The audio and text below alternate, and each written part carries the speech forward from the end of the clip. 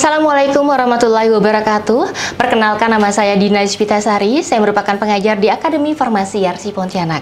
Pada kesempatan ini saya akan menyampaikan pernyataan diri dosen dalam unjuk kerja Tridharma Perguruan Tinggi atau PD UKT-PT bidang pengajaran saya. Namun sebelumnya izinkan saya untuk menyampaikan profil saya terlebih dahulu. Nama saya Dina Yusvitasari, SSI, APT, MSI. Jabatan fungsional saya adalah asisten ahli. Saya merupakan dosen tetap di Akademi Farmasi Yarsi Pontianak sejak tahun 2013. Saya sekarang menduduki jabatan sebagai Ketua Program Studi D3 Farmasi Akademi Farmasi Yarsi Pontianak. Saya juga bekerja secara profesional sebagai apoteker di rumah sakit. Adapun mata kuliah yang saya ampu di Prodi D3 Akademi Farmasi Yarsi Pontianak adalah Kimia Dasar, Kimia Organik, Teknologi Sediaan Liquid serta Semi Solid, Komunikasi Farmasi, dan PKM. Spesialisasi saya adalah mengajar di bidang teknologi sediaan liquid dan semi solid pada bidang ilmu farmasetika dan teknologi farmasi. Referensi yang saya menggunakan beberapa literatur sekunder maupun literatur primer. Di antaranya saya menggunakan buku pengantar sediaan farmasi dari Agus Guswin. Saya juga menggunakan buku Handbook of Pharmaceutical Specien karangan Rowe dan Seski. Saya juga menggunakan buku Cosmetology Theory and Practice karangan Schrader and Dome serta beberapa artikel penelitian ter-up to date. Terutama saya juga melakukan integrasi beberapa artikel penelitian saya ke dalam mata kuliah teknologi sediaan liquid serta semi solid. Saya akan menyampaikan deskripsi mata kuliah teknologi sediaan liquid serta semi solid. Kode mata kuliahnya adalah F209 dengan bobot 2 SKS dan kami sampaikan pada semester kedua. Di mana deskripsi mata kuliah pada mata kuliah ini merupakan mata kuliah yang diberikan sebagai penunjang keahlian bagi peserta didik kami untuk memahami prinsip-prinsip pembuatan sediaan liquid serta semi solid serta bagaimana melakukan studi terhadap praformulasi, formulasi, serta pembuatan dan evaluasi terhadap hasil analisis tersebut. Kami menggunakan beberapa literatur baik berupa literatur baku maupun literatur berdasarkan penelitian ter-up to date. Adapun CPL atau capaian pembelajaran lulusan yang kami bebankan pada mata kuliah ini, kami mempunyai 4 CPL, diantaranya adalah yang berhubungan dengan pekerjaan kefarmasian, di mana mahasiswa mempunyai sikap dan tanggung jawab pada pekerjaan kefarmasian, baik pada bidang pelayanan distribusi serta produksi, terutama pada produksi sediaan farmasi.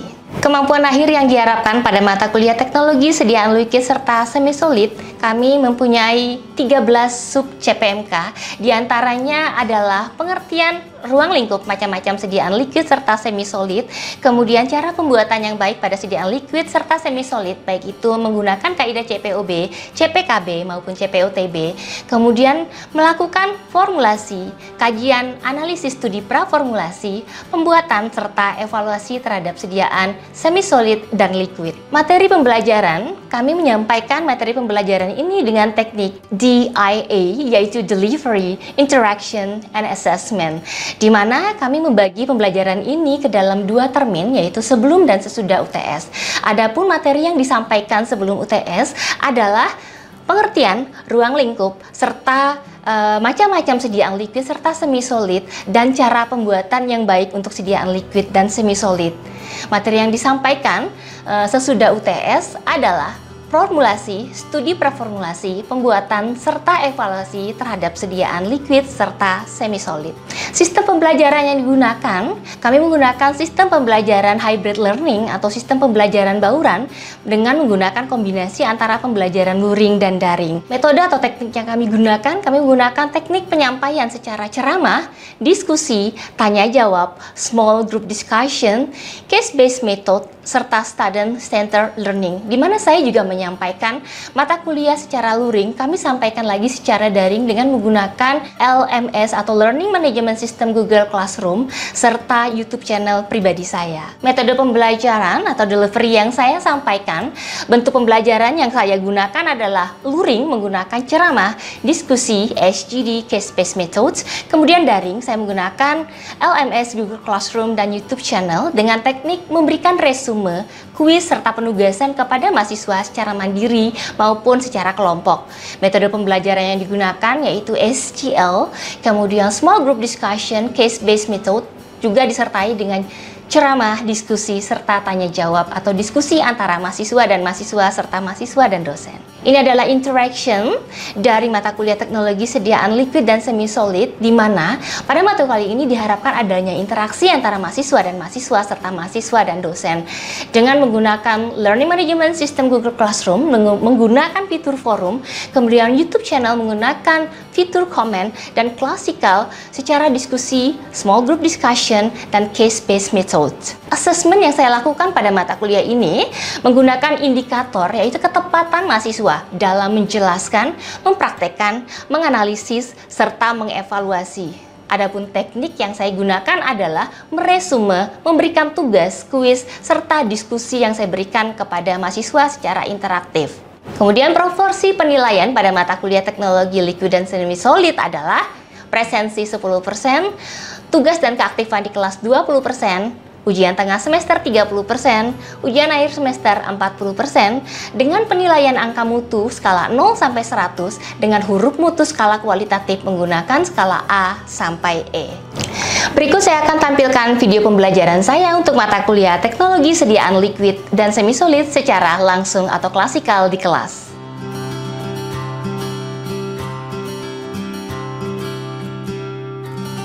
Assalamualaikum warahmatullahi wabarakatuh.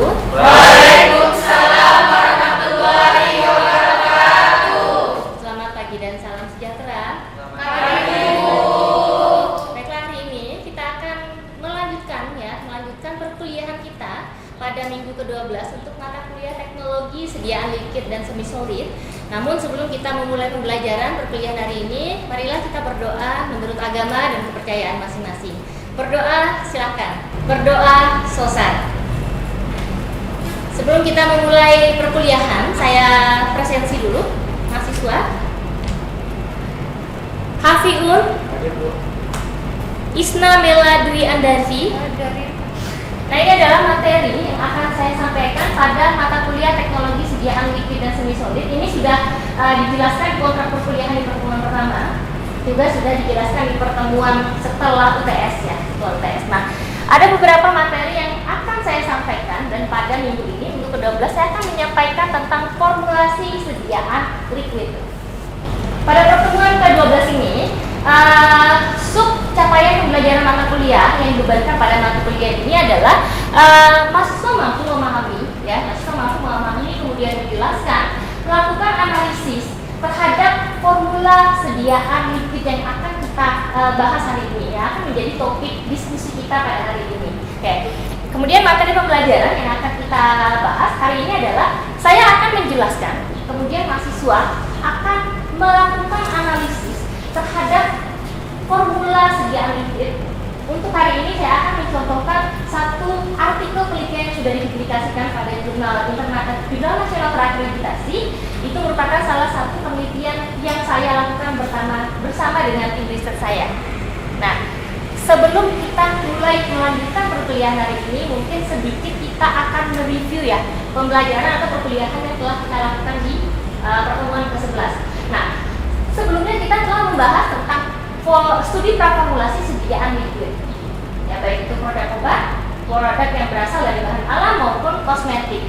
Nah, ada beberapa pertimbangan yang harus kita perhatikan dalam formulasi atau desain formulasi sediaan liquid. Apa itu? Siapa yang bisa menjawab? Silakan. Yang pertama dipertimbangkan dalam formulasi sediaan liquid yaitu konsentrasi obat, kelarutan obat, pemilihan pembawa cair, stabilitas fisik dan kimia, pengawetan sediaan, kemudian pemilihan eksipien yang sesuai seperti dapar, pensolubilisasi, peningkat viskositas, pewarna, dan pelafon. Ya, benar sekali. Jadi ada beberapa yang harus kita ketahui, harus kita dalami. Nah, ada beberapa di antaranya dari poin-poin tersebut disebutkan faktor kelarutan. Faktor kelarutan. Jadi dalam sediaan liquid, karena ini merupakan sediaan larutan homogen, suatu zat yang dilarutkan dalam suatu pembawa, maka kelarutan merupakan faktor yang sangat penting dalam formulasi sediaan liquid. Nah, ada beberapa yang harus kita pertimbangkan. Kita lihat pembawa yang digunakan pada sediaan liquid. Apakah itu larutan alkoholik ataukah benar-benar pure pembawanya adalah air atau aqueous? Sehingga kita harus memperhatikan karakteristik dari zat aktif maupun zat tambahan untuk karakter solubilisasi atau kelarutannya.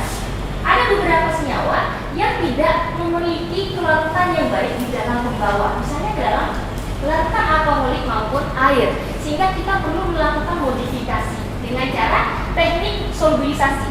Nah, teknik solubilisasi itu bisa kita lakukan dengan membuat program, kemudian bisa kita lakukan dengan pembentukan garam, dan yang ketiga bisa dilakukan dengan konsolvensi. Pertanyaannya, apa itu konsolvensi? Siapa yang bisa jawab? Silakan. Arjuna. Konsolvensi adalah teknik menggunakan konsolven. Sebagai konsolven digunakan etanol, sorbitol, gliserin, PG, dan PEG. Nah, benar ya. Jadi memang konsolvensi adalah salah satu teknik untuk meningkatkan kelarutan. Ada beberapa senyawa yang bisa kita gunakan sebagai konsolven, diantaranya ada klorofilenglikol, poliethylenglikol, serta gliserin. Kemudian pertimbangan formulasi. Nah, di dalam formulasi itu beberapa yang harus kita pertimbangkan adalah bagaimana kita mempertahankan zat aktif supaya tetap terjamin mutunya di dalam suatu sediaan. Oleh karena itu, kita perlu melakukan formulasi, mendesain suatu formula, menambahkan zat tambahan untuk mempertahankan mutu dari zat aktif. Nah, adapun fungsi dari zat tambahan atau eksipin yang kita tambahkan itu yang pertama, membentuk satu sediaan. Jadi sediaan larutan harus dibentuk oleh suatu zat aktif dan pembawa. Kemudian yang kedua, pertimbangannya adalah untuk melindungi zat aktif dari perubahan mutu, baik itu secara fisika, kimia maupun mikrobiologi, termasuk toksisitasnya, karena nanti akan berefek pada efek farmakologisnya atau efek terapinya.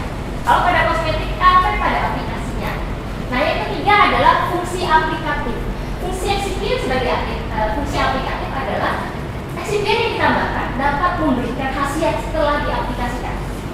Kalau dia diaplikasikan pada kulit, maka dia akan memberikan khasiat pada kulit kita. Oke. Ada pertanyaan?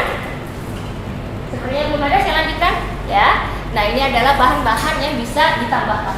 Kita bisa menambahkan suatu dapar atau zat penyaga, kita bisa menambahkan zat antioksidan, pengawet, tergantung pada apa? Tergantung pada sifat fisika kimia dari terutama zat aktif yang kita gunakan ya. Nah, ini adalah jurnal yang akan kita analisis pada hari ini. Jurnal ini atau artikel ini merupakan artikel yang saya kerjakan, ya, penelitiannya saya kerjakan bersama dengan tim riset saya, ya, tim riset saya, di mana kami membuat formula, ya, melakukan formulasi sediaan hair tonic.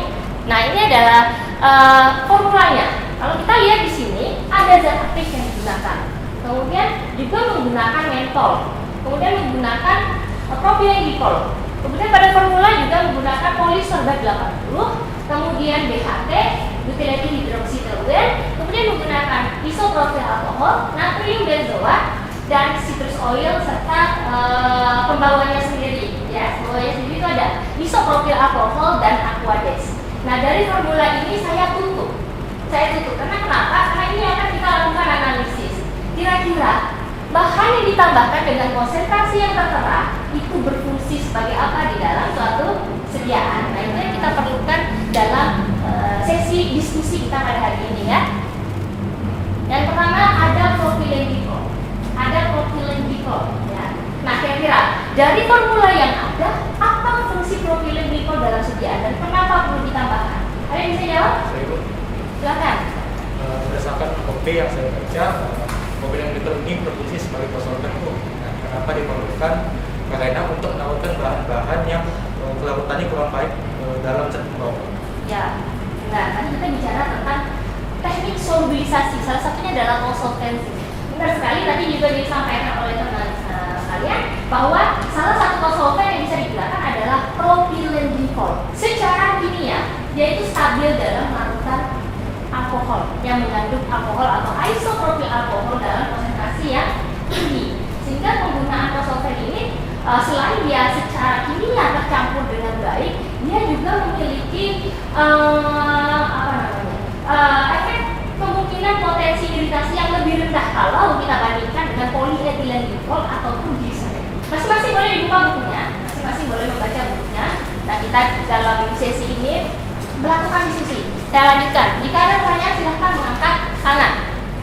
Nah, ini adalah data-data tentang propylenglikol. Kalau kita lihat di sini, ya memang dia fungsinya banyak. Tetapi dapat kita lihat di sini yang saya lingkari pada pointer itu adalah water miscible co-solvent. Apa itu water miscible co-solvent? Yaitu co-solvent yang dapat mencampurkan bahan-bahan terlarut ke dalam air.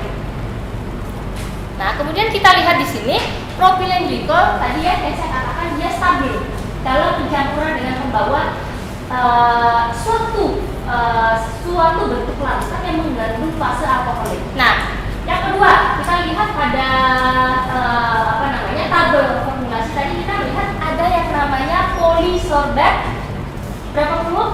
80 polisorbat 80 atau biasa kita kenal dengan Twin 80. Nah, kalau kita lihat di Kope, beberapa buku yang bisa kalian gunakan sudah ada di masing-masing meja ya. Ada buku Leon Lachman tentang farmasi industri, ada buku Abu Tuswi tentang ketersediaan farmasi, ada buku Spreader and Dom tentang teknologi kosmetik, kemudian ada buku Handbook Pharmaceutical Excipient dari Rusas, Rowe, dan Seski, dan beberapa literatur lainnya silahkan dibaca. Ada Dispensing of Medication juga karangan Rusas. Nah, kalau kita lihat di sini polisorbat 80 atau polyoxyethylene fatty acid ester ini merupakan senyawa ester, di mana ester dari asam lemak ini dapat difungsikan sebagai merupakan substansi yang dapat membantu stabilitas.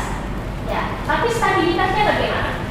Nah, stabilitas apa yang dibantu oleh polisorbat 80? Jadi apa fungsinya dalam sediaan? Ada yang bisa jawab? Saya Bu. Silakan.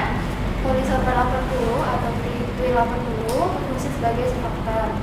Mengapa dia diperlukan? Karena dapat menurunkan tegangan antar muka bahan aktif dan pembawa. Ya, jadi fungsi dari surfaktan, dia tuh fungsinya kan bisa sebagai surfaktan, bisa sebagai zat pembasa atau weighting agent. Di mana polisorbat 80 atau Twin 80 ini tadi betul yang dikatakan temanmu bahwa dia dapat menurunkan tegangan antar muka dari suatu zat yang tidak bisa dicampurkan atau tidak saling bercampurkan. Ester atau ester dari asam lemak itu sensitif terhadap oksidasi. Bahwa di situ kita bisa lihat ada beberapa kajian, terutama pada stabilitas kimianya, ya. Nah, ini adalah butylated hidroksitoluen atau yang biasa disingkat dengan BHT. Tadi lihat di tabel ada BHT. Apa fungsinya BHT? Ya, sebagai antioksidan. Sebagai antioksidan kita bisa menggunakan banyak sekali. Bisa benzene, bisa citric acid, bisa BHT, BHA, alpha tocopherol dan lainnya. Tetapi pertimbangan antioksidan dalam formula adalah yang pertama karena dia larutan, pertimbangkan kelarutannya. Tetapi kalau kita tidak bisa memfasilitasi kelarutan, maka tadi kita dapat memodifikasi kelarutan. Nah, ini adalah butylated hidroksitoluen atau BHT. Pada sediaan dia dapat digunakan pada konsentrasi 0,5 sampai 1%. 0,5 sampai 1%. Kita lihat di sini masalahnya. Pada solubility, dia practically insoluble in water. Jadi dia sama sekali atau praktis tidak larut dalam air. Tapi lihat lagi lanjutannya. Tetapi dia freely soluble in ethanol 95%. Jadi dia dapat terlarutkan dalam etanol dan tidak pada air. Apa yang bisa kita tarik kesimpulannya? Bahwa pada pembuatan masalah-masalah seperti ini menjadi suatu kajian, sehingga kita bisa memprediksikan bagaimana metode pembuatannya. Karena ada dua pembawa, maka kita akan melarutkan beberapa bahan itu yang terlarut dalam air pada fase air dan yang terlarut pada etanol pada fase etanol atau isoprofil alkohol, gitu ya. Kita lanjutkan dengan sodium benzoat. Nah, sodium benzoat ini digunakan sebagai zat antimikroba. Apa itu zat antimikroba? Zat pengawet. Benar, zat antimikroba atau pengawet. Nah, ini adalah telaah analisis berdasarkan stabilitas mikrobiologi. Oke, stabilitas mikrobiologi. Di mana suatu sediaan yang dibuat apalagi dalam volume yang besar, diperuntukkan untuk dipakai dalam waktu berulang, maka dia dibutuhkan senyawa antimikroba atau pengawet untuk memastikan atau meminimalisir dan mencegah pertumbuhan mikroorganisme. Nah, mencegah pertumbuhan mikroorganisme sehingga kita dapat menentukan masa simpan atau expired date dari sediaan yang kita buat. Kita lanjut kepada pembawanya, yaitu isopropil alkohol. Isopropil alkohol tadi digunakan sebagai apa? Pelarut, sama seperti air. Jadi pada sediaan hair tonic itu dia punya dua pembawa, yaitu pembawa alkoholik dan pembawa air. Sehingga tadi memang kita memerlukan suatu wetting agent, surfaktan, ya, yang dibutuhkan untuk menurunkan tegangan antar muka supaya larutan kita menjadi larutan yang homogen. Sekarang kita masuk pada pembuatan. Kita masuk pada proses pembuatan. Pada proses pembuatan larutan, maka pastikan fase-fase terlarut atau solut itu terlarut pada fase pelarut atau solvent.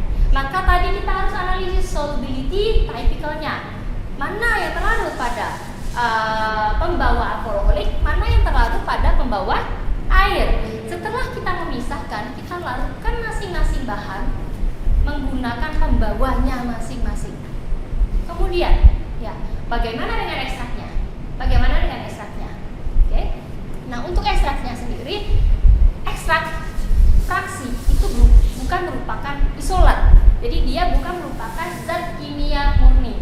Sehingga senyawa yang tertarik pada ekstrak maupun fraksi itu merupakan gabungan beberapa senyawa.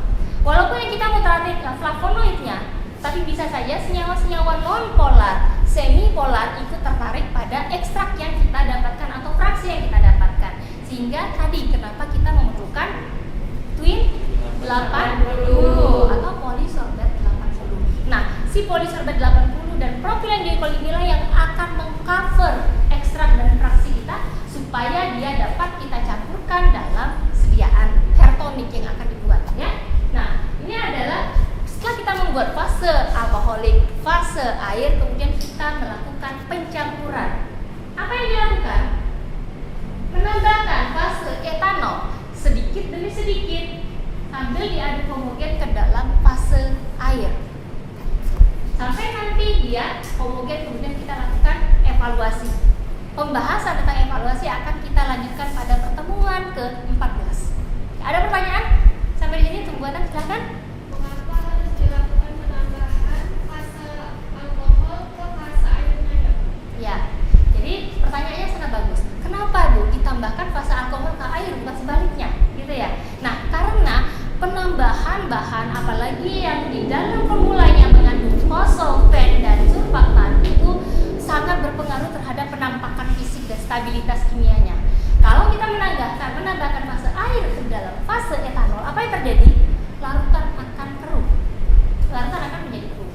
Sebaliknya, kalau kita menambahkan fase etanol ke dalam fase air sedikit demi sedikit dengan pengadukan konstan, lebih baik lagi kalau kita menggunakan magnetic stirrer, apa yang terjadi? Larutannya lebih homogen dan lebih jernih. Saya lanjutkan lagi, ini adalah evaluasi dari sediaan hair tonic. Evaluasinya kita menggunakan evaluasi organolepsis. Evaluasi organolepsis kita lakukan sesuai dengan standar nasional Indonesia, menggunakan 10 panelis untuk standar dan 30 panelis untuk panelis yang tidak berstandar. Kemudian nilai pH. Kenapa diperlukan? Ya karena kita harus mengetahui nilai pH value-nya. Kemudian pengukuran homogenitas. Kenapa perlu? Ya karena memang dilakukan homogenitas ini perlu memastikan tadi larutan harus homogen, memastikan apakah zat terlarut telah terlarut homogen di dalam pembawanya, terutama zat aktifnya. Kenapa? Kalau obat untuk persyaratan kadar, kalau pada kosmetik untuk homogenitas konsentrasi zat aktif yang akan berfungsi secara aplikatif pada saat kita akan apply pada kulit kepala kita. Kemudian pengujian viskositas. Ya, kalau pada obat jelas palatability, kemudahan menuang. Kalau pada sediaan hair tonic, kenapa? Kemudahan untuk digunakan. Yang kedua, penentuan jenis bahan kemas atau jenis bentuk desain kemasan. Apakah di spray, apakah akan diteteskan. Nah, seperti itu. Itu kenapa kita melakukan pengontrolan terhadap viskositas. Yang perlu diingat adalah data viskositasnya harus mendekati viskositas air karena kita harapkan dia dapat menyerap lebih cepat pada kulit kepala. Nah, itu adalah data evaluasi hair tonic yang